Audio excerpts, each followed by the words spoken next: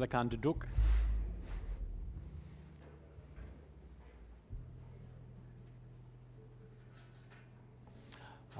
Selamat dari Vic Park congregation. Nama saya Matt, and the rest will be in English.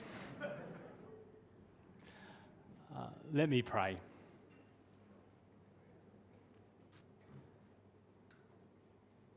Father, thank you for your love, your grace, your mercy, and your kindness.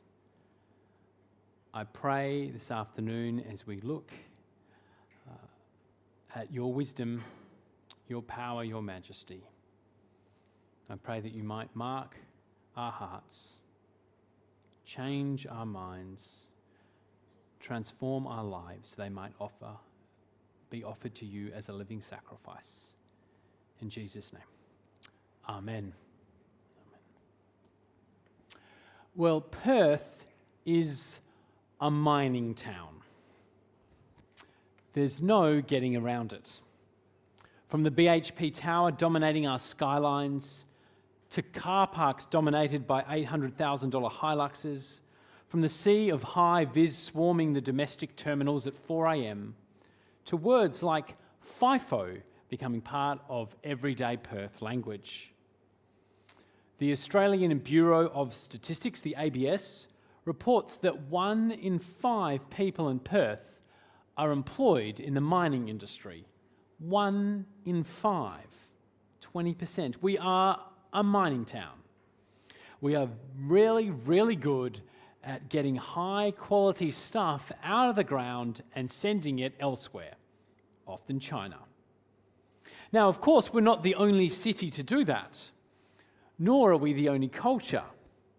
Mining goes a long, long way back. Way, way back to the Egyptians, the Babylonians, the Parthians, the Assyrians, all ancient cultures that were big enough mined. In fact, one of the oldest books of the Bible, Job, has an extended commentary on, believe it or not, mining. It's quite beautiful, actually, and I want to turn there now. So if you have a Bible, we're in Job, which is just before the book of Psalms, chapter 28. Job chapter 28.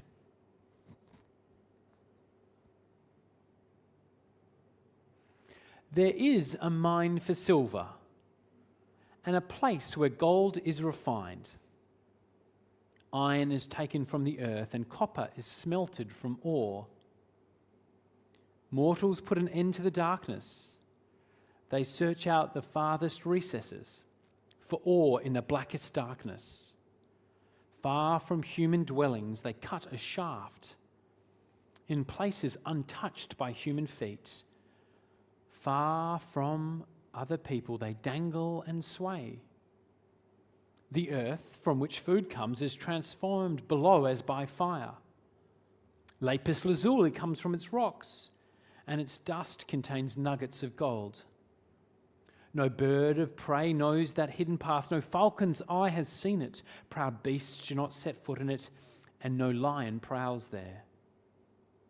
People assault the flinty rock with their hands. They lay bare the roots of the mountains. They tunnel through the rock. Their eyes see all its treasures. They search the sources of the rivers and bring hidden things to light. See, it's not just West Australians, us sand gropers, that go groping for treasure in the dark. No, Job speaks of mining, but he speaks of it for a particular reason. He's comparing and contrasting the fruits of mining, the minerals and precious metals, the gold, the onyx, the sapphires of diamonds, and he compares and contrasts those things with an object of far, far greater value. What object? Well, he's speaking of wisdom, verse 12 of Job 28. But where can wisdom be found? Where does understanding dwell? No mortal comprehends its worth. It cannot be found in the land of the living. The deep says, it is not in me. The sea says, it's not with me. It cannot be bought with the finest gold. nor can its price be weighed out in silver. It cannot be bought with the gold of Ophir, with precious onyx or lapis lazuli. Neither gold nor crystal can compare with it, nor can it be had for jewels of gold. Coral and jasper are not worthy of mention. The price of wisdom is beyond rubies. The topaz of Cush cannot compare with it. It cannot be bought with pure gold.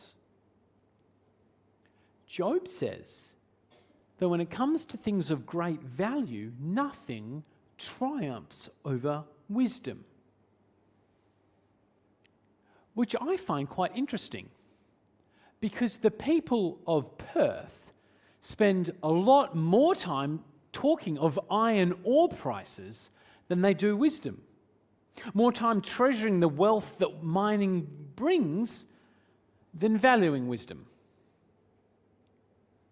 Even my university, UWA, the University of Western Australia, has this motto: seek wisdom.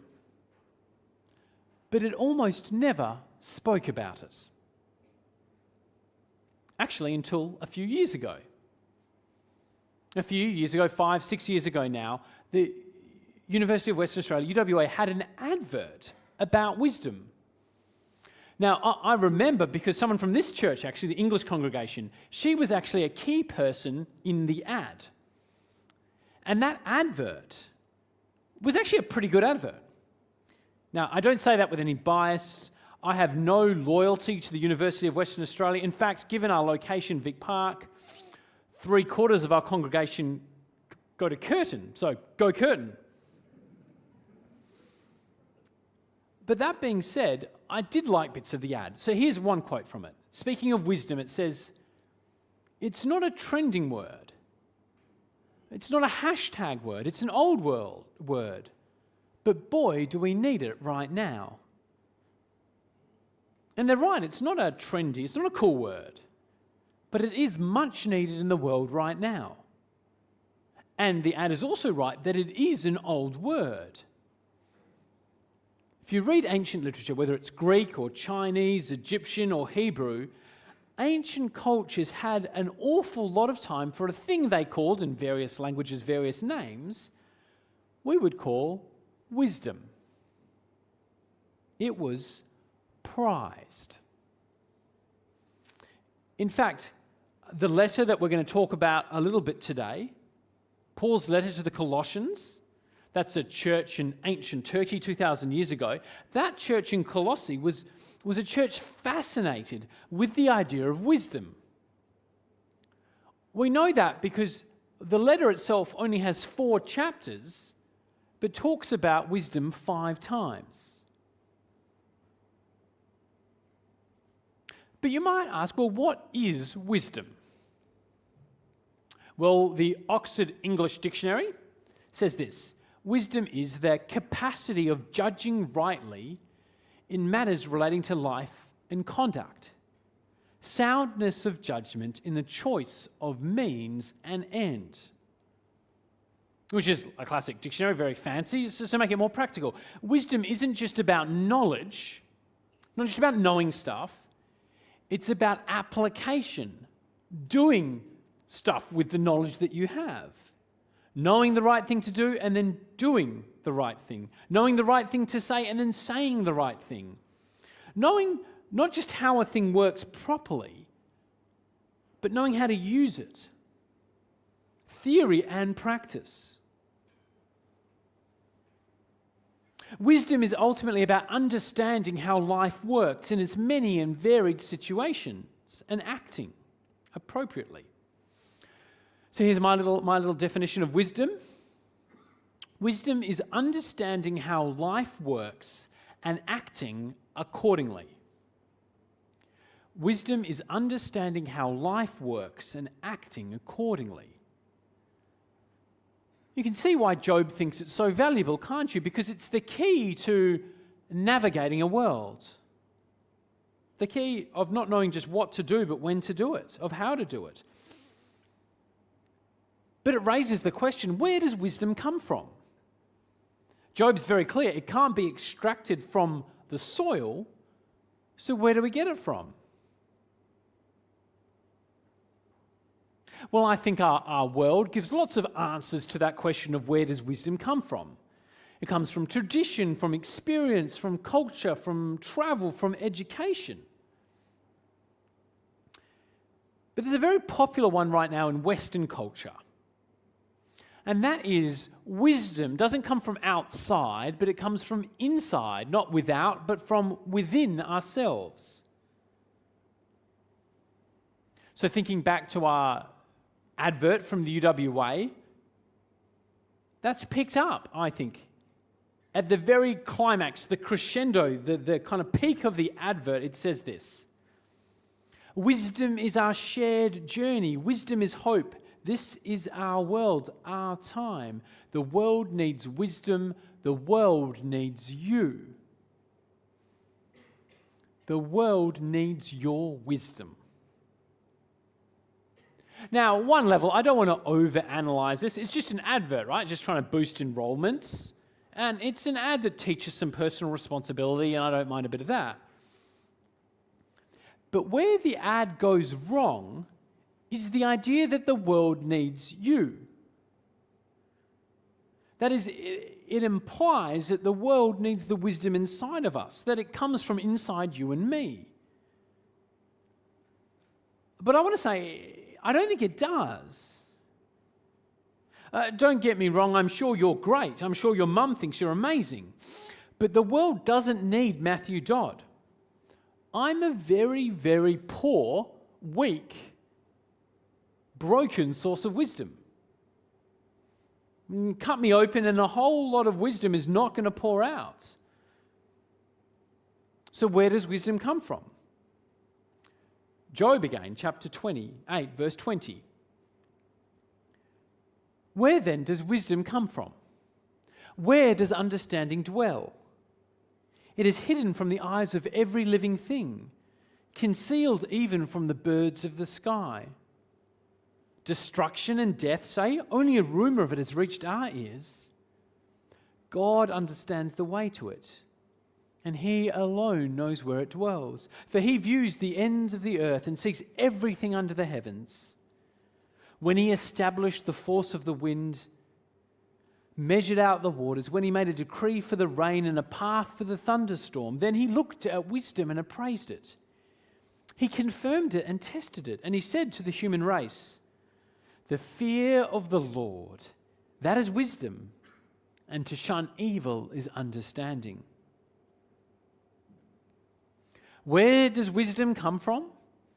It comes from the hand of God. And the more you know God, fear him is the Old Testament way of talking about knowing and responding properly to God. The more you know God, the more kind of access to wisdom you'll have. Wisdom isn't found within us. We're too feeble, too fragile, too fickle, too fraught. Wisdom needs to come from a source far deeper, far wider, far stronger than our and my little broken heart and broken mind. It needs to come from the unchangeable rock that is our God. Again, think about our definition. Wisdom is understanding how life works and acting accordingly. And therefore, if we want to understand how life works and act accordingly, we need to consult the one who made it, God. But you might ask, see God, but which God? There's a lot of options out there. Muslims have one God. Hindus have a bunch of other gods. Buddhists don't even seem to have a God, and Christians have a God. And there's lots of rival groups claiming to worship truly. How do we know we have the right one? Indeed, almost all classical conceptions of God emphasize God's transcendence, his otherness. He's not matter, he's spirit. He's not visible, he's invisible. How do we know we've got the right God? Won't it always be a mystery? Well, actually, mystery is the right word, because coming back to Paul's letter to the Colossians for a moment, the word mystery pops up as many as the times the word wisdom pops up. The Colossian church were massively into wisdom and mystery. But for the Apostle Paul, God's identity is no longer a mystery because God is fully revealed in Jesus Christ. And if God is revealed in Jesus Christ, then the path to wisdom is not a mystery anymore. The path to wisdom is through Jesus Christ. Paul makes this point in Colossians chapter 1, verse 15. So if you have a Bible you like to follow along, Colossians 1, verse 15. I want to say, before I read this, that these are some of the most deep and glorious reflections on who Jesus is in all of the Bible. It's the type of passage, in fact, it may have been an early hymn of the church that Paul's kind of adapted, but it's the type of passage in poetry that you kind of don't want to overanalyze for fear of killing it. You may have had that experience of studying William Shakespeare in English, and now he might be dead to you. I mean, obviously he's literally dead 500 years ago, but Shakespeare as a concept is dead to you because you've overanalyzed it. So I don't want to try and do that to this passage, but I do want us to have a little look. So this is Colossians 1, verses 15 to 20. This is Paul speaking of Jesus. The Son is the image of the invisible God, the firstborn over all creation. For in him all things were created, things in heaven and on earth, visible and invisible, whether thrones or powers or rulers or authorities. All things have been created through him and for him. He is before all things, and in him all things hold together, and he's the head of the body, the church. He is the beginning and the firstborn from among the dead, so that in everything he might have supremacy. For God was pleased to have all his fullness dwell in him, and through him to reconcile to himself all things, whether things on earth or things in heaven, by making peace through his blood shed on the cross. It's a beautiful, beautiful passage, but it's also complex and very, very dense. So complex that it makes understanding blockchain a cinch. So dense it makes chocolate mud cake look like an after-dinner mint. We could spend our lives together in these verses and not plumb their depths. But I just want to point out two things that these verses reveal about Jesus' identity. Number one, verse 16, first verse. The Son, Jesus, is the image of the invisible God. Which, if you think about it for a moment, that's odd, isn't it? It's almost a contradiction in terms, because how can you have an image of something that's invisible? But what Paul is saying here, picking up a kind of ancient part of the Bible, an ancient biblical idea, is that human beings were made in God's image. Comes from Genesis chapter 1, first page of the Bible. We were made in God's likeness and image. We're made to reflect God's glory on earth. But the Bible is the tale of us failing massively at that task. We have our moments where you can catch the goodness of God in our reflection, but for the most part, we're warped, fractured, distorted images. And Paul here is saying, except for Jesus. Jesus is the one true image. There's no distortion, no fracture. He is the exact representation. Look at Jesus, Paul's saying. Look at Jesus and you see God eternal. John says this in John's Gospel.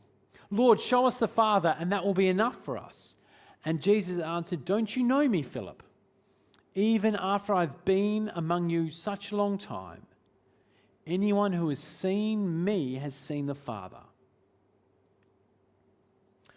So first thing, Jesus is the full revelation, the full revealing exposure of God himself. I want to clarify something as a little sidebar for a moment. Paul talks about Jesus being the firstborn here over creation. But that firstborn isn't what the Jehovah's Witnesses like to say. They like to say, if you've ever encountered a Jehovah's Witness on your door, they like to say that that means Jesus is a creature because he's the firstborn, he's created. But that doesn't work because in verse 16, Paul says he created everything. Verse 16, for in him all things were created, things in heaven and on earth, visible and invisible. He kind of created everything and he himself be created, then he hasn't created everything. Firstborn is not a statement about birth order, who's born first, who's born second, but rather a statement about his status. In the ancient world, the firstborn was the heir, the inheritor, the one who received everything from the Father. And Paul's simply saying that that's true of Jesus. That he owns, he possesses, he rules over, he has dominion over everything in creation. Okay, there's a slight sidebar. First point is that Jesus reveals God himself fully. And number two, point two, the scope of what is claimed here about Jesus is absolutely unique in human history. Entirely mind-boggling. Let me try and illustrate this for a moment. I don't know who here is a superhero fan. Hands up, in fact. Hands up if you like superhero movies. Give me some idea. All right. I've got like a little wave. I've got like 6 hands. There's more than that. You're embarrassed. That's fine. I'm going to guess that half of you like superhero movies. A quarter of you don't care. And a quarter of you would punch Superman in the face if you saw him because you don't like them at all. I love them. Marvel, DC, anime. I love superheroes. Actually, one I watched a little while back that I've actually shared here in a different group at one point was an anime called One Punch Man. Hands up if you've seen One Punch Man. They go, okay, that was about the same amount of people. Enough, I'm sure there's more, but anyway. Now, it's not for everyone, just to let you know. It's based on Japanese manga, that's how kind of anime work. It's perfect for my sense of humor. I love it. But there is a danger with One Punch Man. And it's a danger that all superheroes creators risk when creating someone as powerful as him. By the way, he's One Punch Man because he punches a person once and they're done. You probably got that. Anyway, so One Punch Man. The danger of someone as powerful as One Punch Man is you can make them boring because they're too powerful. Overpower your hero and people stop kind of caring because like, who's going to beat him? No one's going to beat him. This is boring. And I've watched more superheroes movies and shows than I should admit that anyone has right to. But I want to say in Colossians 1, no one overpowers their main character more than the Apostle Paul. For in him all things were created, things in heaven and on earth, visible and invisible, whether thrones or powers or rulers or authorities. All things have been created through him and for him. He is before all things, and in him all things hold together. Do you see what Paul's saying here?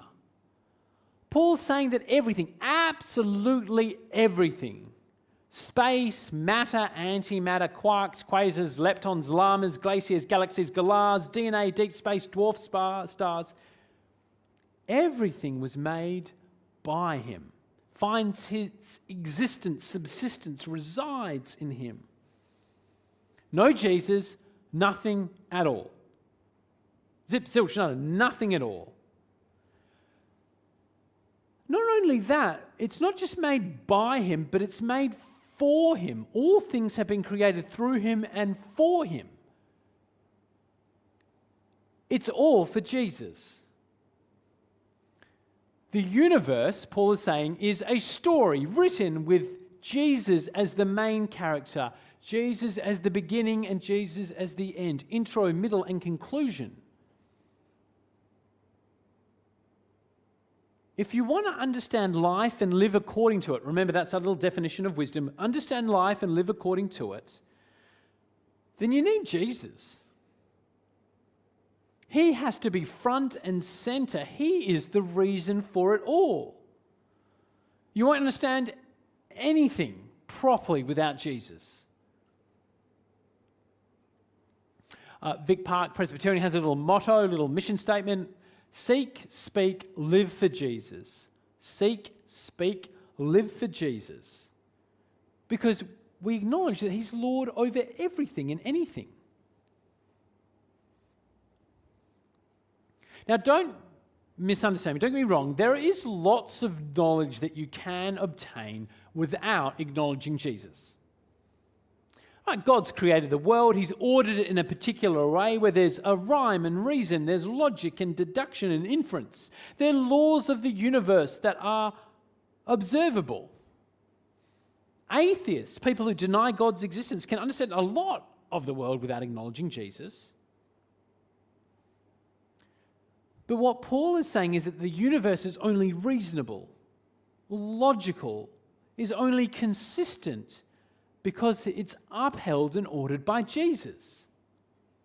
The fact that there are laws to observe is only true because there's a cosmic lawmaker.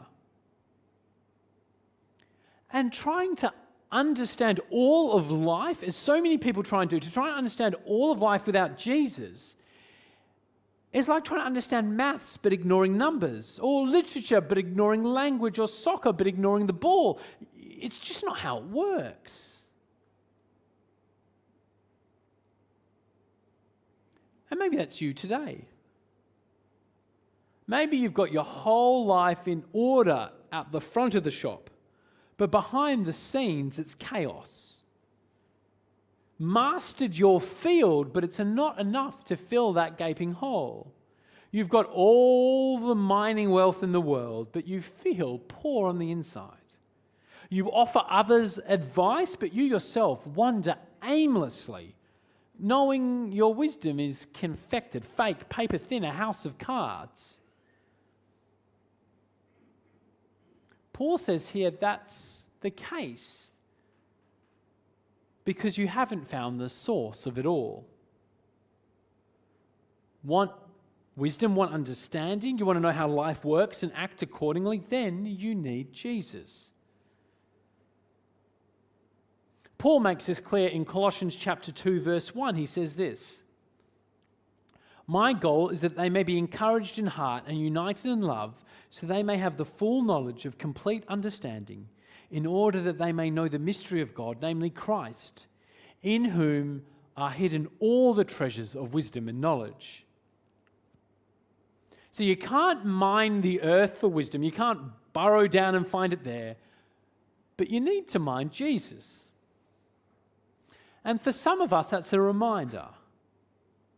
Although we call ourselves Christians, although we are Christian, but we're stuck in immaturity. Without the wisdom we should have, because although we have and know Jesus, we've stopped trying to get to know him better. We're happy having a surface relationship, but not going deep. And Paul, if that's you, Paul says to you, says to me, he says, draw closer, push farther, dig deeper into the limitless minds that are Jesus, in whom are hidden all the treasures of wisdom and knowledge. Want to grow in wisdom in 2024? Then don't settle for fool's gold. Don't set your heart and your mind on mining wealth. Don't live for that vision of flourishing because it's a dead end. Its pleasure is fleeting, its value is skin deep. Mine Jesus, because his beauty, his glory, his majesty, his worth is limitless. The mine shaft leading to his treasure is bottomless. Set your heart and your mind on him. And I'm going to close by quoting Colossians 3, verses 1 and 4. Paul says this, as I say to you this afternoon. Since then you have been raised with Christ. Set your hearts on things above, where Christ is seated at the right hand of God. Set your minds on things above, not earthly things. For you died, and your life is now hidden with Christ in God. When Christ, who is your life, appears, then you will appear with him also in glory. Amen.